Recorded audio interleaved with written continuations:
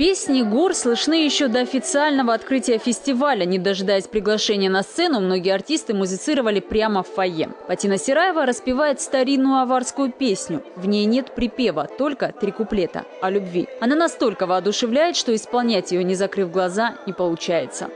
Сейчас все поют же фонограмме. Наше искусство уже испортили. Фонограмма, все же поют фонограмму.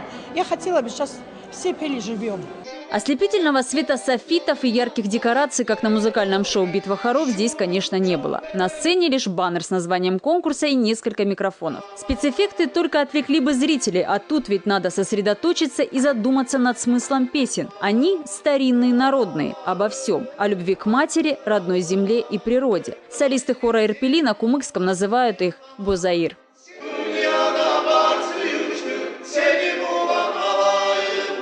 Петь чисто и слаженно хористам удавалось и без дирижера. Звуки кумыкских йиров, то есть эпических песен, настолько цепляли душу зрителей, что многие пытались подпевать артистам с места.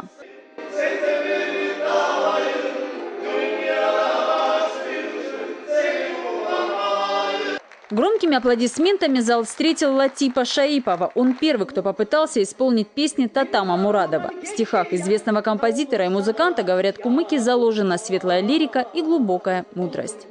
Я считаю, вот айсберг, дагестанская, там, я не знаю, эстрада, там, вокальное исполнение дагестанское. А вершина этого айсберга, я считаю, вот говорят, юбилей Татама Мурадова 110 лет и прочее, прочее. Я считаю, до сих пор на вот этой вершине Татама Мурадова еще никто, наверное, не уберет и не убрал. И не уберет, наверное. А мое стремление стремиться на эту вершину, только тогда я считаю себя нормальным исполнителем.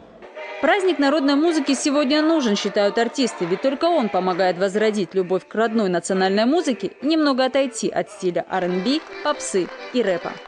Патимат Гусейнова, Эльдар Ибрагимов, Руслан Касумов. Время новостей. Буйнакский район.